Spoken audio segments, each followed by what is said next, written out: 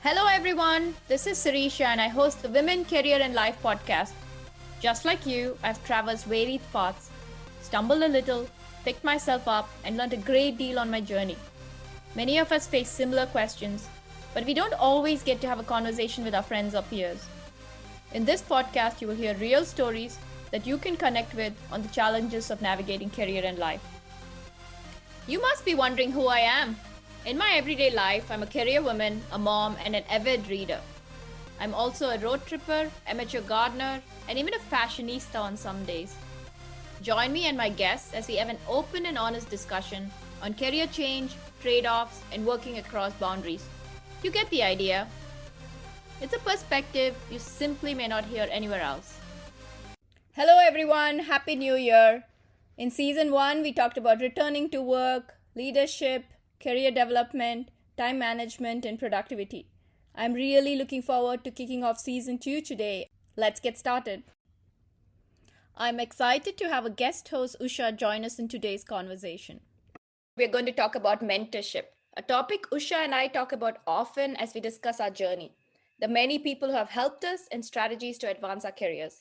Look at different types of mentors, how to find them, getting the most out of the relationship, and ideas to give back to a mentor. So, Usha, as we talk about mentorship, can you tell us a mentor who has helped you?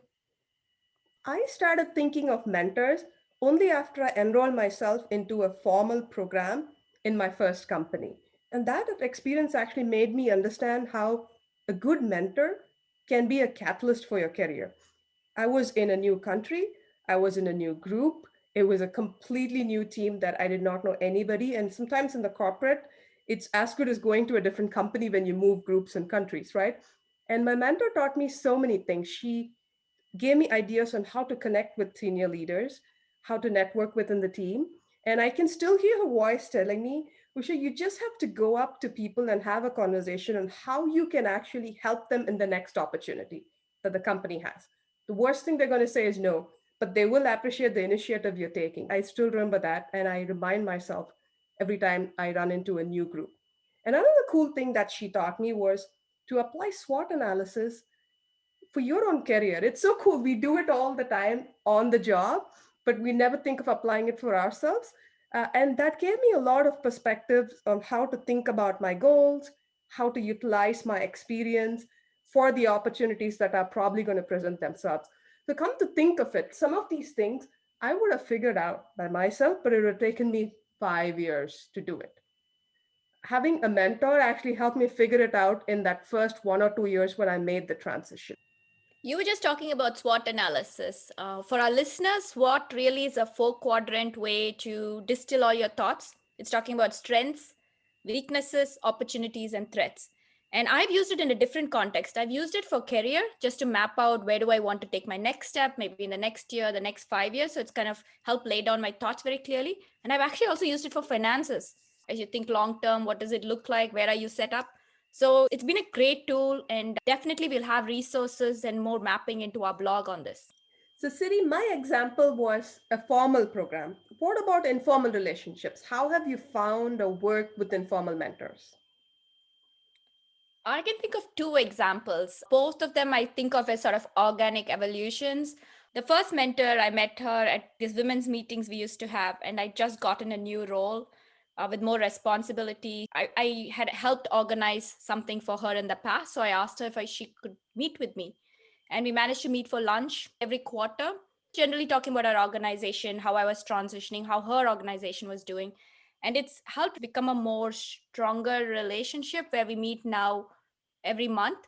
And I've actually pitched ideas to her and come up with new ideas and have somebody from an outside perspective look at it and help me crystallize my thoughts. The second person also is a very similar way. It was at actually a women's international conference that I went through work. And she was a lady in the same company, but from a completely different organization, which we would have never crossed paths.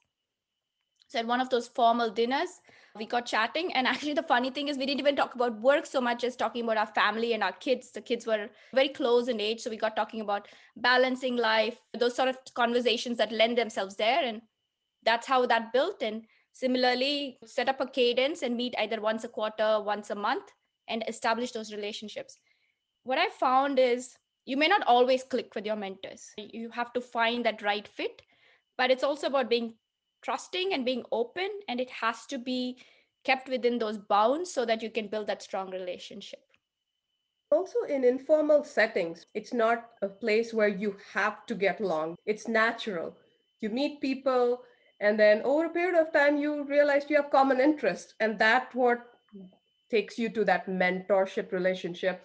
But I think it is also important to be intentional to go out and do that.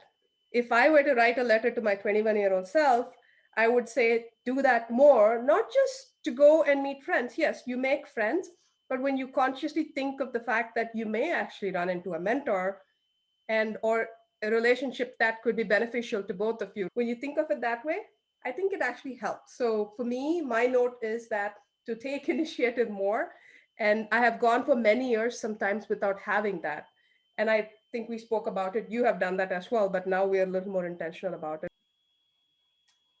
So, can you talk about your informal mentors? In fact, when I think of it, we've had them from the very first day I started my job, but never thought of them that way. I like to call them accidental mentors. So many of my managers who have taken interest to challenge and push me beyond what I was doing are those accidental mentors. And it's hard to spot these folks because sometimes they may even seem tough. Sometimes you get this feeling that I'm doing such a good job, but they're still pushing me to do more. But that's exactly the point. They do that because they see something in you. These are the folks who don't usually complain, but usually say, hey, this is good, but I think you can take this to the next level by doing A, B, C. And those people are the people I really consider as accidental mentors. And sometimes, as frustrating as it can be, finding somebody like that in your career can be a blessing in disguise. And we also sometimes, I feel, assume that like a mentor like this has to be a woman. I've had so many managers who are men who have really mentored me so well, and I'm so grateful for that. You're absolutely right. I've had what you call accidental mentors as well. I've had different managers, actually, in some cases, even peers who have helped mentor. When you're running into a tough situation and they may be engaging with you either on a project or in a meeting, you can either bounce ideas with them or they may come back offline and say, hey, this is what you could have done differently or should have done differently. And you're absolutely right.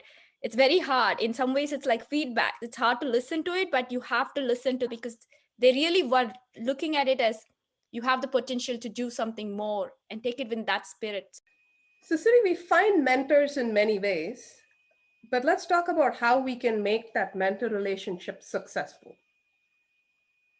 That's a good question. You have to value your mentor's time. They're giving you either 30 minutes or an hour. So being cognizant of that, preparing either questions or distilling your thoughts, or if you need some help, being a little bit more crystal clear.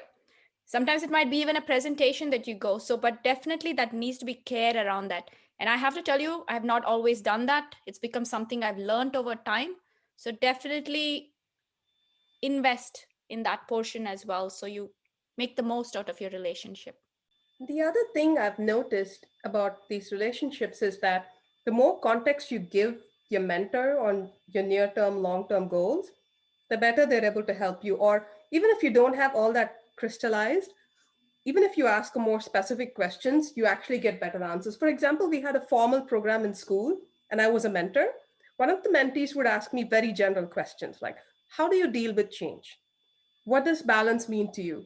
And these are great questions, but I would struggle to answer in a very specific way to help her because I had no context of why she's asking me that. So we would have this great conversation about change management and work-life balance and those type of things.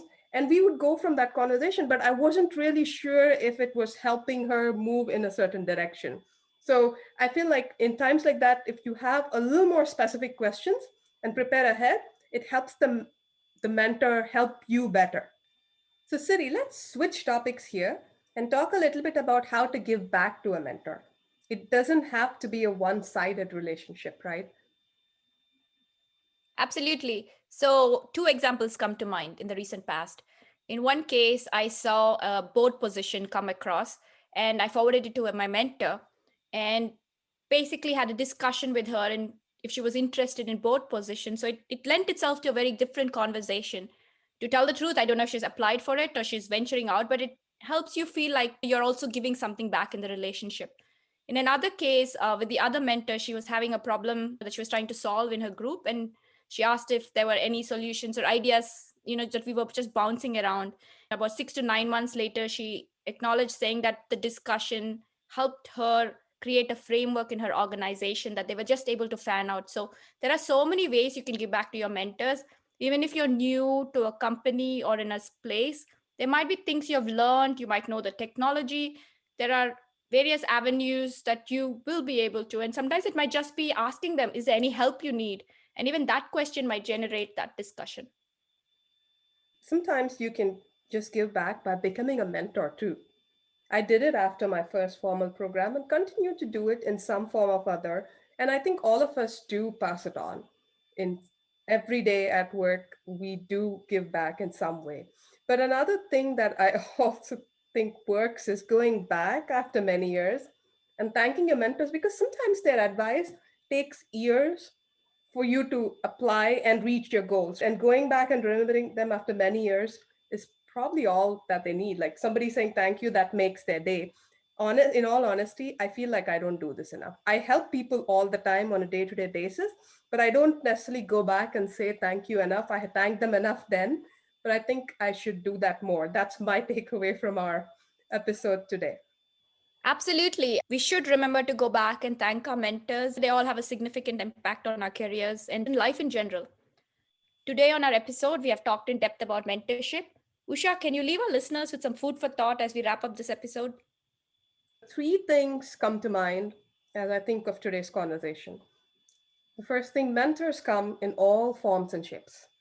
So we can choose formal programs, informal relationships, or even colleagues or managers at work. And the second thing that comes to mind is it helps to set yourself up for success by preparing well and also providing context for your discussions with a mentor. I really think the SWOT analysis or any other tool that helps to set a context for yourself, it will be very helpful. The third thing that comes to mind is that we can all give back by becoming mentors at actually any stage in the career. You can even mentor college students. That's a good way to give back. And then going back and saying thank you to the mentors or finding some opportunities that we can help them with. That's a great way to give back. So those would be the main things that I would think are takeaways from our episode.